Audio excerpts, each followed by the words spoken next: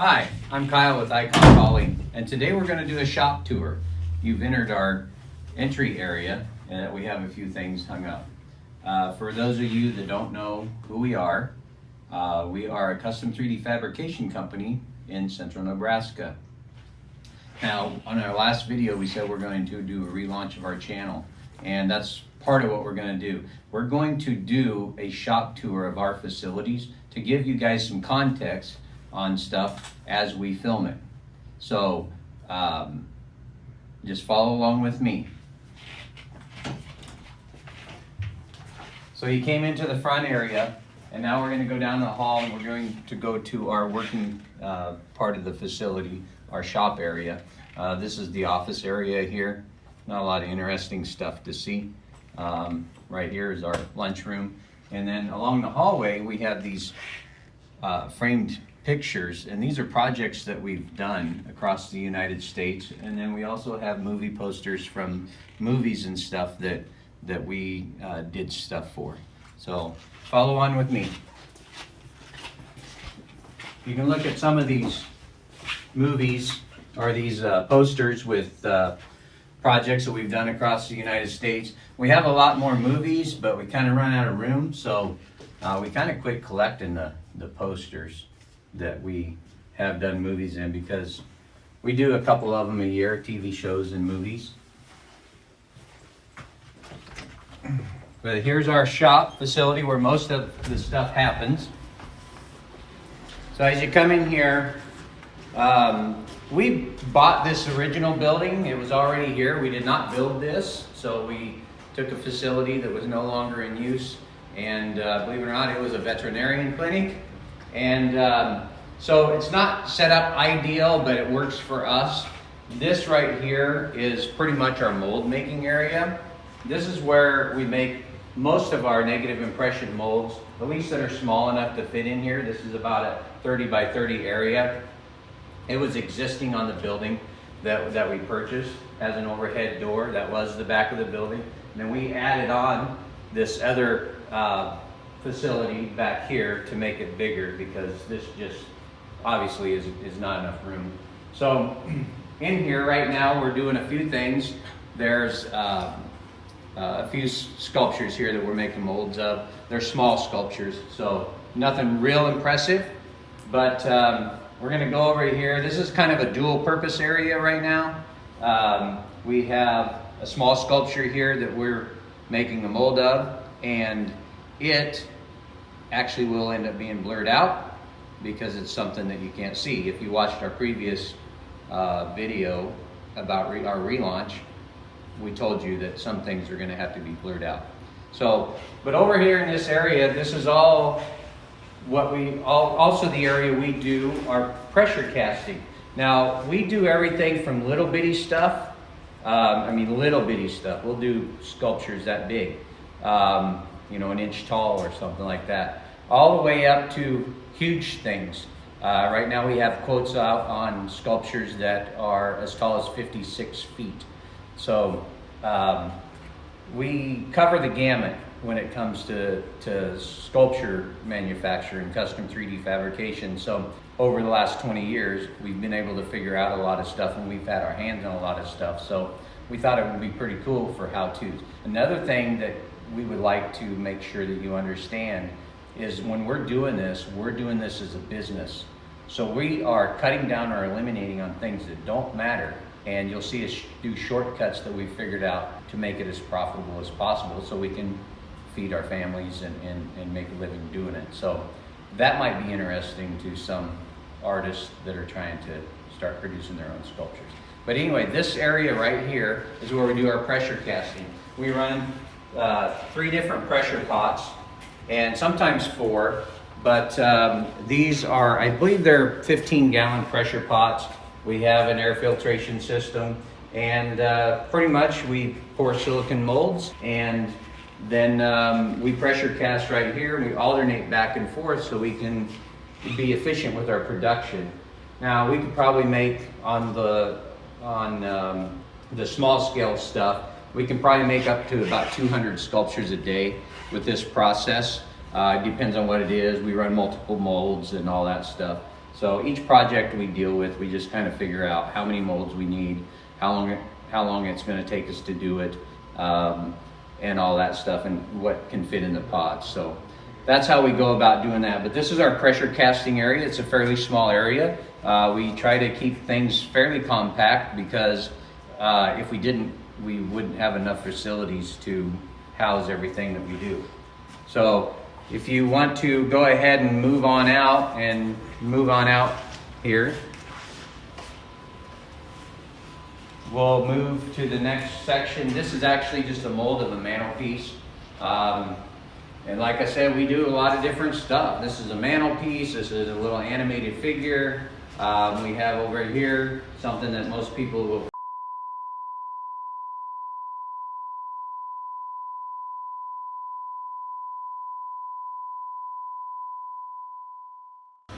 So then let's move over here to this next bay. Now it's interesting, these bays were already here. They were part of the vet clinic. I think they housed cattle in here or something. When I say vet clinic, we're out in the middle of Nebraska, so it wasn't just dogs and cats. They had cattle and horses and all that stuff before we bought this, and we've been in here about 12 years. But in this area right here, this is actually where we pour our silicone molds. Now, in this process here, setup, we can just do direct pours of silicone molds. We prefer to vacuum cast it. Some people won't. And if you're doing direct pour resin into direct pour silicone molds, you don't really necessarily have to vacuum them, but we vacuum them anyway. But when you do pressure casting, you have to vacuum the rubber before. So we have a little rubber vacuum right here, a vacuum chamber right here, and then a table that's been perfectly leveled out so we can do our pouring of our silicone molds. So there's a couple of little sculptures that we just worked on. So we'll go ahead and move on out here to the main shop. Now out here in the main shop, this is where we do most of our production. We do, not only do we do one-off creations, we also do production runs. And one of the processes that we use that we actually specialize in is rotational casting. So you can see there's an extensive amount of equipment right here for rotational casting. And we actually have 5 different rotational casting machines. There's 3 housed here, and then we have another facility where we actually house 2 more machines. But this is just a production area, and you can see what we've done is we've lined the floor because it's a mess. Plain and simple, doing this is a mess. If you don't make a mess doing this, you're spending too much time and you're not going to be able to make any money. So it is a mess, and we go through and we clean it. You notice the rest of the shop is fairly clean. It gets cleaned every day. This actually gets cleaned every day, but resin is spilt. It comes out of the molds. There's all kinds of stuff that happens on a daily basis when people are handling that. So we line the floor, and then every few weeks we'll come in here and we'll tear that up and we'll replace that and reline it again. But we have, you'll see 3 different machines here, and they all basically do the same thing. The blue machine over there is just configured a little bit different. On that one, I think we can rotationally cast a sculpture that's about 30 inches wide by about 5 feet long. And then over here is our medium machine, and we can do about a 6x6 sculpture on that. And then our big machine over there, we can do a sculpture that's about 10 foot by 10 foot square. So it just depends on the shape of the mold. But we do a rotational casting process that we've developed over years and figured out how to do it. So in future videos, we'll actually do that. And we'll actually do some videos showing exactly how we do that. We're going to give you the mixtures, the materials that we use, how we go about using it, because there's a lot of people out there that have tried rotational casting, but it's just one of those things that stumps a lot of people. But it's actually fairly simple. So we're going to go over that in future videos. So if you look over here on this side, this is a vacuum forming machine. Or thermal forming, whatever you want to call it. It actually can thermal form, but it also has vacuum on it. You can see the vacuum pump or vacuum tanks right there down below.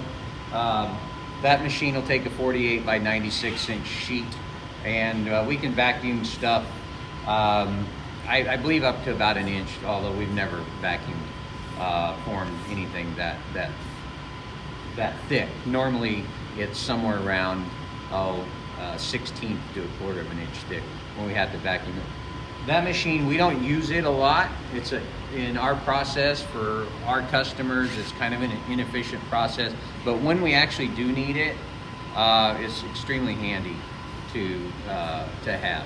So over here you'll see just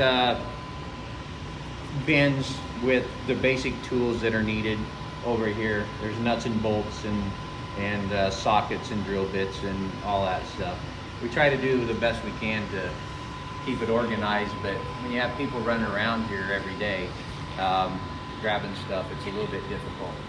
And as you can see, I guess I'll cover this now, which I should have covered at the beginning of the video. As you can see, there's nothing really going on. We're actually shooting this on a Sunday, and there's nobody here working except for myself. I was in here sculpting on a piece myself that I'm doing.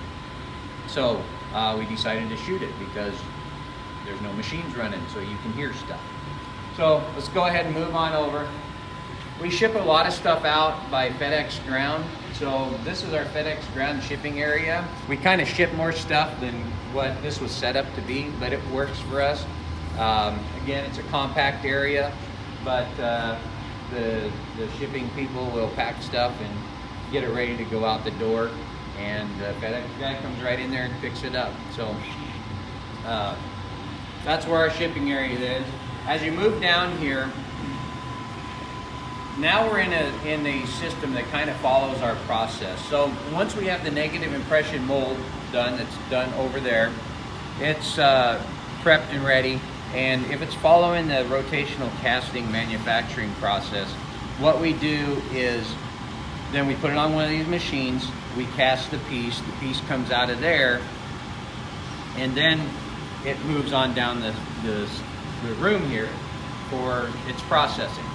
So what we do, a lot of our process is urethane cast sculptures with glass fiber reinforcements in urethane molds. And we use a lot of urethane molds. We actually developed the process to make it a urethane hybrid, silicone hybrid.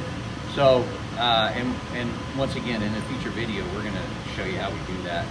And I don't know if there's too many other people that have figured that one out. I don't go to a lot of shops, so I don't know. Everybody kind of develops their own thing. It works really good for us. And the nice thing about it is we can get hundreds and hundreds and hundreds of pieces out of the molds that we make. So they'll come from the mold making area, go onto the rotational casting machines, they're reproduced, they're kicked out. When they're reproduced, the mold releases that we use the various mold releases. More common is a mold release that would have a silicone oil in it. And as anybody knows, silicons and paint don't mix, and a lot of our stuff gets painted, so that has to be removed. We worked forever trying to figure out how to remove that. We've gone through everything that everybody else told us to do, and this was years ago, until we figured out that maybe we should try to sandblast it. Well, you can't sandblast plastics very well because it just tears it up too bad. So, but we thought we were onto something, so started messing around with stuff, and we settled on baking soda. And that was a long, long time ago. That was 20 years ago when we were doing this as a hobby. And since then, the soda blasting industry has come a long ways, and we still use that. We actually just tested a new system, which was dry ice blasting, but it doesn't work. The soda works the best. So, okay, we're gonna move over here, and this is a room that's dedicated for soda blasting. And this room's about 20 by 20. And it actually contains the mess. So this is all baking soda that you see on the floor.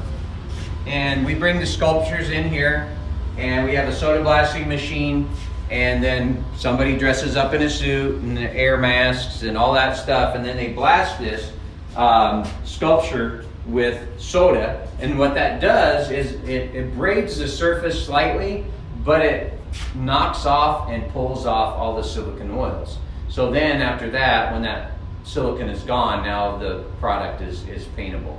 But so it always kind of stays a mess.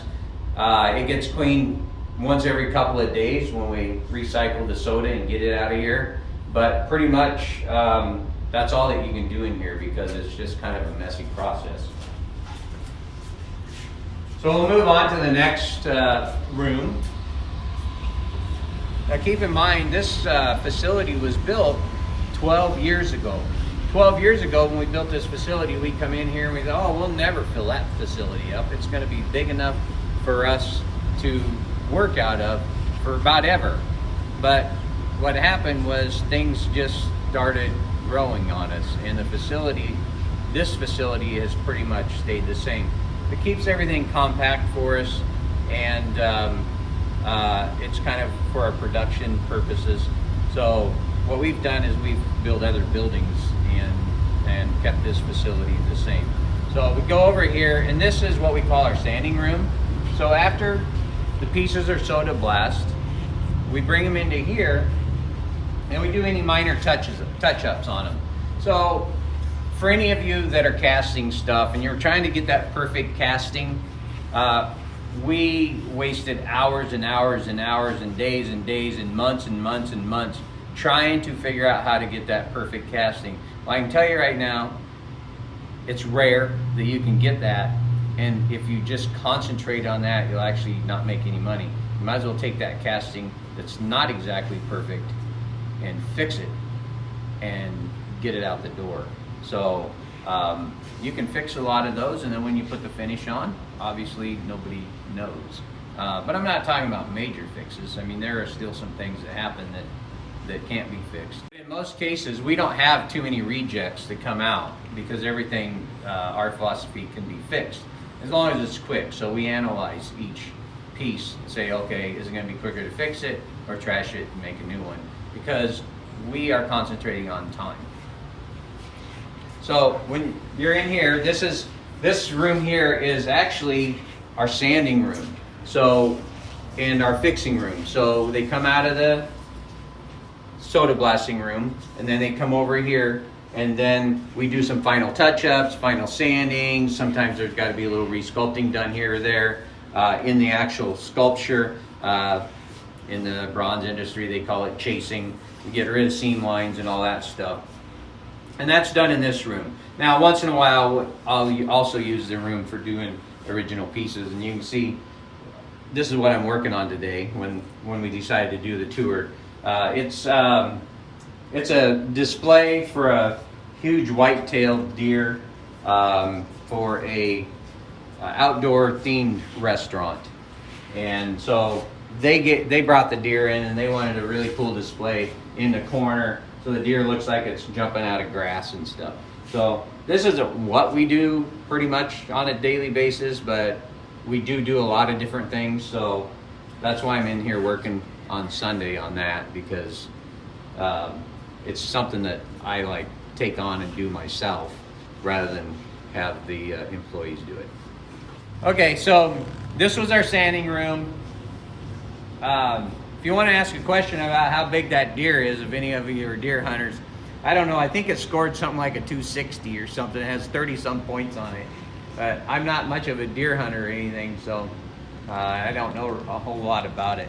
But anyway, so coming over here, this is our paint room. We're not really going to show that. We'll peek in there, but it's just a mess. It's where we do a lot of our painting. So most of the painting that we do is with acrylic paints, and we do some airbrushing and stuff like that, but most of it is just acrylic paint painting. So it's in there. We do it all in there just to keep it out of the main shop. Pretty much that's our production facility. We will move to the other facilities here, and that's coming up in just a minute. I do want to say that a lot of times these tours take a little bit longer because there's people asking questions. So I want to encourage all of you to ask any questions. If you saw something, you want to know what it is, or if there was a question about the process, or if just a question about us, that's fine. Go ahead and ask the question, and we'll answer those quickly. And we're going to concentrate on trying to answer those quickly. But if we get a lot of questions, what we might do is we might do another tour answering those questions, which actually would be pretty neat because the people watching can really bring a lot more to it than what we can even remember to tell them. So we're going to go ahead and move on out. The other parts of this facility are just some tools and stuff like that. We've got tools over here. We've got drill presses. We cut a little bit of aluminum for brackets and all that stuff. But pretty much we use this ends for storage. We have different parts that have different paint processes that we use that they're set up individually for that particular process. We have some sculptures on this shelf, some stuff that we sell all the time. We'll keep a few here and there so we can get them painted and shipped out right away. But then also you'll see here's an art project sculpture that got, I don't know what happened to it for sure. It got damaged somehow and broke. So we brought it back here and we fixed it. So it'll go out back for the artist that did the original artwork on it. So that's pretty much that facility. Why don't you come with me and we'll go over to the other facility. Okay, come on in.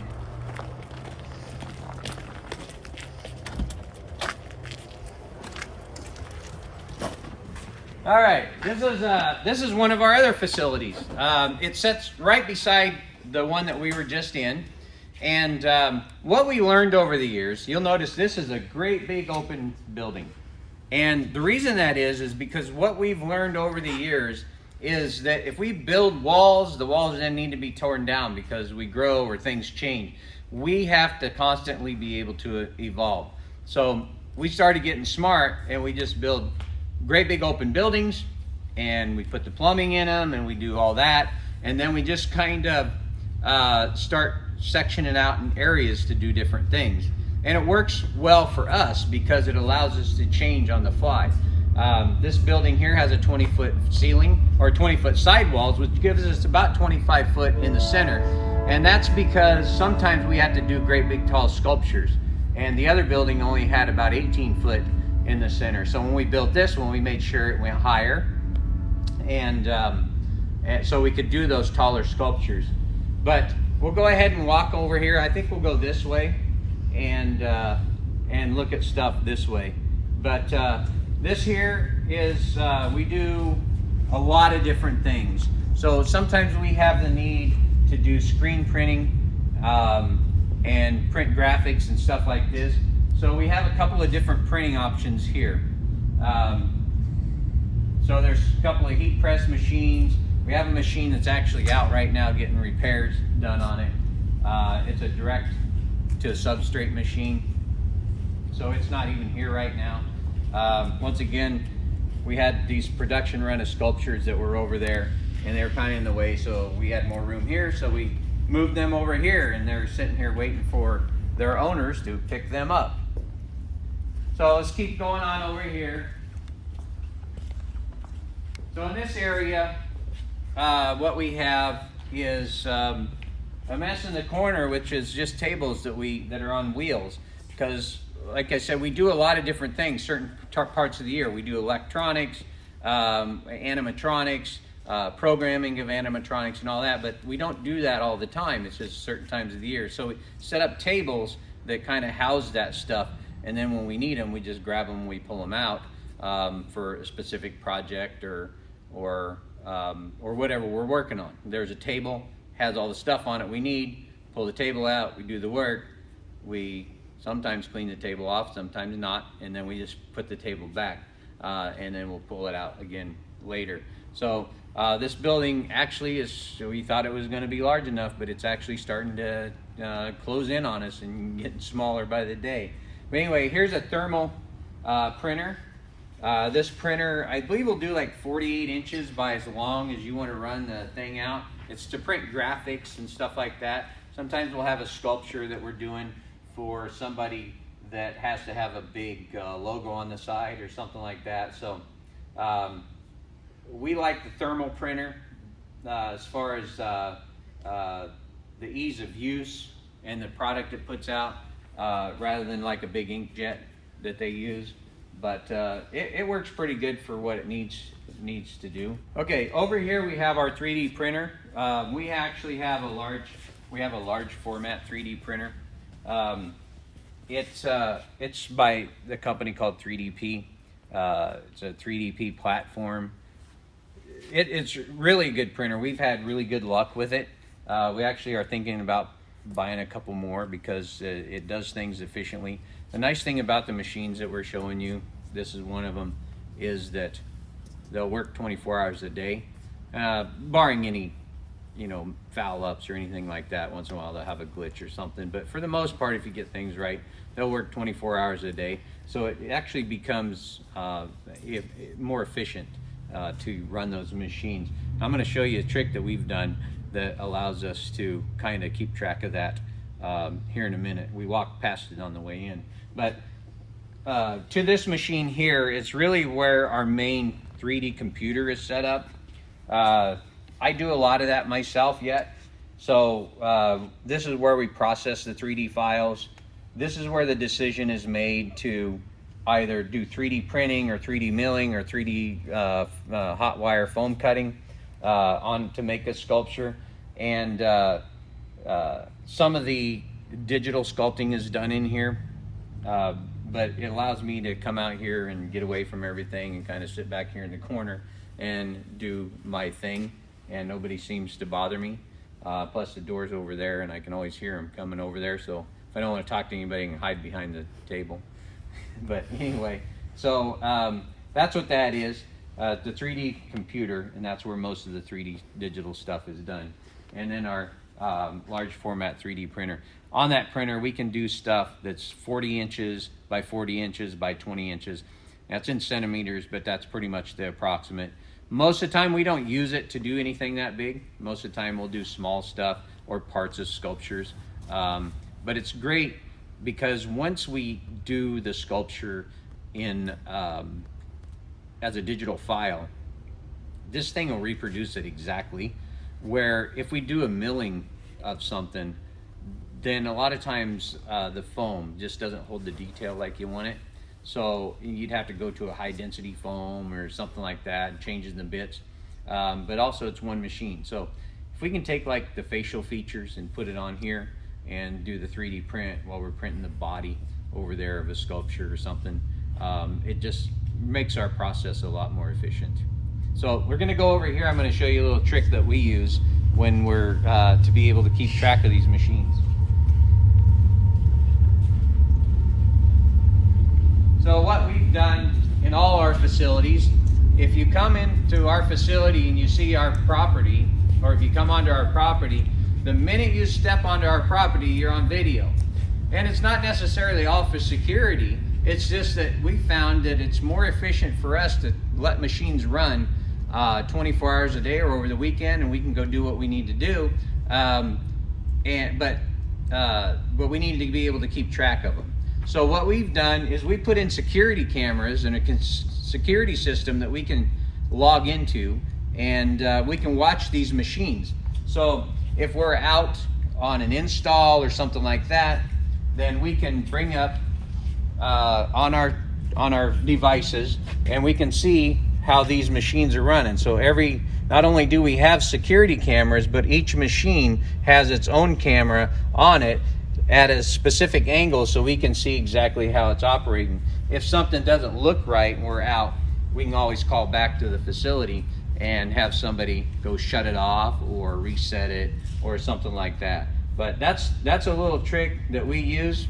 It's common sense to us. Somebody might not have thought about that, but so we can monitor our machines 24 hours a day, 7 days a week, no matter where we're at. And it allows us to be more efficient. So then we move over here, and we found over the years, capabilities make us money. The more capabilities we have, the more stuff that we can do. So it's kind of an oxymoron where we specialize in sculptures, and that's really what we do. But we have a lot of processes to be able to use or make those sculptures. So we're kind of jack of all trades when it comes to machinery and that kind of stuff, but we use those in different ways, and sometimes one machine is better than another machine to do something, and it's more efficient, and that's why we have them. But then over here we have a laser. So it's a laser cutter engraver. It's a 3-axis. It's X, Y, and Z axis again. So it'll actually do 48 by 36 size material. So we can cut acrylics or plastics or wood or engraven wood or engraved plaques. Because after you start really looking into us, one of the projects or one of the things that we do is we do a lot of art projects across the country. It's where a city will take a whole bunch of sculptures and the local artists will paint them up differently, and then they'll be put on display. We got this because all of those have recognition plaques and sponsorship plaques and stuff like that on it. So we wanted to provide those clients with a full service. We decided to get that so we can do all their plaques and stuff as well. So again, we'll go over here. This is a 3D milling machine. Now, the 3D milling machine is a 4-axis machine. It's an X, Y, and Z, and then an A-axis. The A-axis is actually a rotary axis underneath that table. We don't use it all the time. We use it rarely when we do sculptures and want to mill sculptures in the full round. A lot of our system, our mold making, the way we go about things, you'll find as your shop grows that you'll find certain ways that you get better at and it's more efficient. In ours, it's the 3-axis system seems to be the most efficient because of the way our shop has evolved and the work that we get. So that's what that is. Here's just a tool cart with a bunch of sculpting tools and to put foam away or foam together. There'll be when the pieces come off, we'll put them together, and that cart is what that's used for. All right, so as we move forward, these are just big FedEx boxes. They have foam pieces in that have to go over to the shipping area in the other building, but they're just foam packing pieces in there. So over here, that's a big vac system. It's a dust collector, basically. It sucks the foam particles and stuff off of the machine as it's running. Once again, that's why we're doing this, because if this was running, you wouldn't be able to hear me. And but another advantage to it is that it's got a really long hose, and we can take it out and we can vacuum almost the whole building. So that's kind of nice to have there.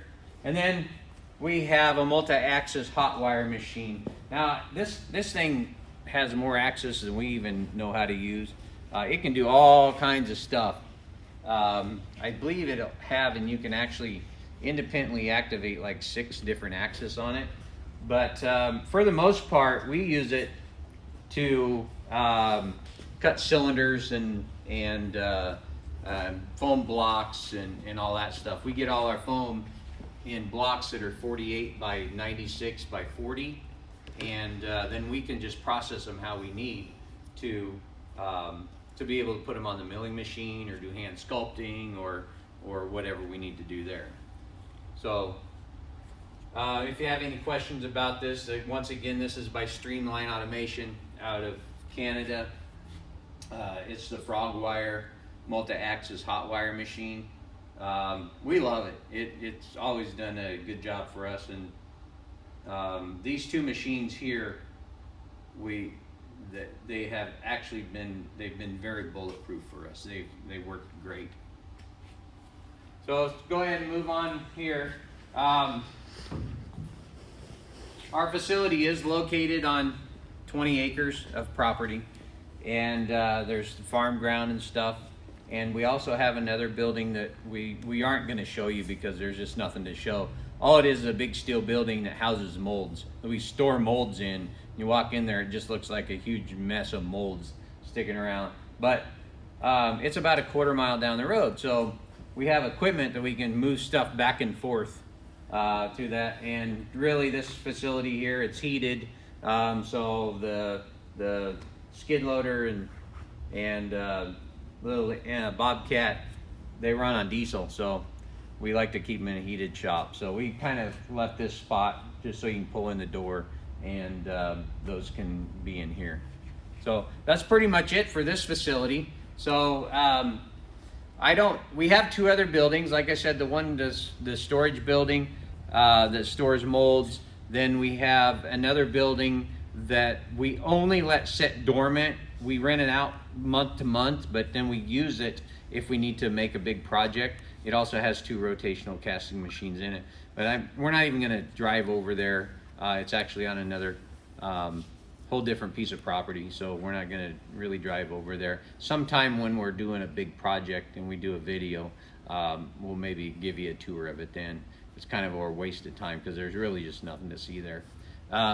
So anyway, I want to thank you for taking the tour. Again, ask questions and we will answer those questions. And then watch out for other videos that we're gonna have. All the equipment that we saw, the processes that we talked about, we're gonna be doing how-to videos on those. So we have a few how-to videos up now. Go check them out. And be sure to like this. If you want to, smash the like button. That's what they say on YouTube. Smash the like button. And subscribe to our channel. Hit the little bell. And if YouTube gets it right, you might get a notification that we put up another video. But it don't work half the time on my own. So, but hopefully it'll work for you. So again, thanks for taking the tour. Ask questions. We'll be glad to answer them.